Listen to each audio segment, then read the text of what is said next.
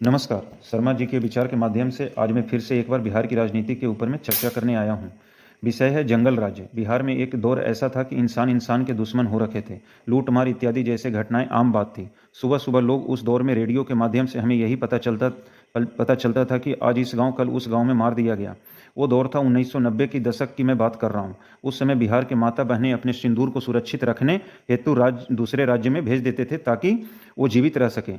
इसी दरमियान फिर समय ने करवट लिया और लोगों की आस बनकर के आया जेडीयू और बीजेपी ने मिलकर नीतीश कुमार के मार्गदर्शन पर चलते हुए बिहार में चाहे किसी भी समुदाय का क्यों ना कोई भी बाहुबली हो, चाहे तो वो शांति से जेल गया या तो उनका टिकट ऊपर के लिए कटवा दिया गया। और इसी कारण बिहार में शांति आई और लोगों को यह समझ में आया कि जात धर्म के नाम पर हमें आपस में लड़ने की आवश्यकता नहीं है।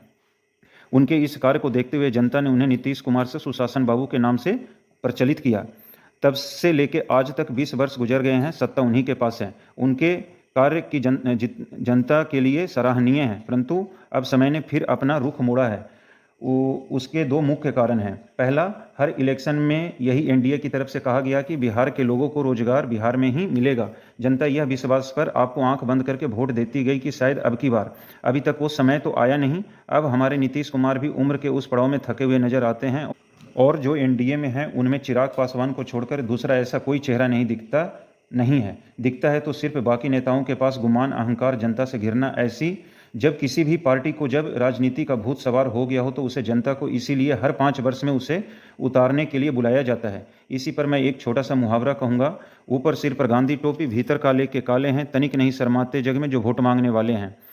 इसी संदर्भ में दूसरा, पिछले कई वर्षों से बिहार के लोगों के पास कोई रोजगार न होने के कारण दूसरे राज्यों में जाना पड़ रहा है, जहां उस राज्य के कुछ असामाजिक तत्व उन्हें पीटते या अपने लोगों से पिटवाते हैं। अतः अब हमें फिर से परिवर्तन करते हुए एक ऐसी सरकार लाना होगा जो हमें बिहार में रोजगार, शिक्षा पर जोर दे।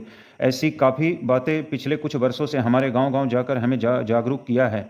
वो पार्टी प्रशांत किशोर की जन सुराज है, जिसे हम सभी को एक बार फिर से, जैसे हम सभी ने मिलकर जंगल राज समाप्त किया, ठीक उसी प्रकार एक नई सरकार लाते हैं। शायद हमारा समय अच्छा हो और जैसे अपने राज्य में नीतीश कुमार ने सुशासन लाया, ठीक उसी प्रकार प्रशांत किशोर जन सुराज के माध्यम से हमें अपने ही राज्य में रोजगार दें, जिससे हमें ना तो पलायन करना होगा और ना ही भ्रष्ट नेता शोषण कर पाएगा। यदि मेरा सोच आपको सही लगता है तो इस वीडियो लाइक, सब्सक्राइब और मैसेज के द्वारा मुझे अपना सुझाव दें। अगला शर्मा जी का विचार बिहार के ऊपर माननीय प्रधानमंत्री के बिहार के प्रति सोच को मैं अपने विचारों के माध्यम से आप तक लाने की कोशिश करूंगा। Thank you. जय हिंद, जय भारत, जय बिहार।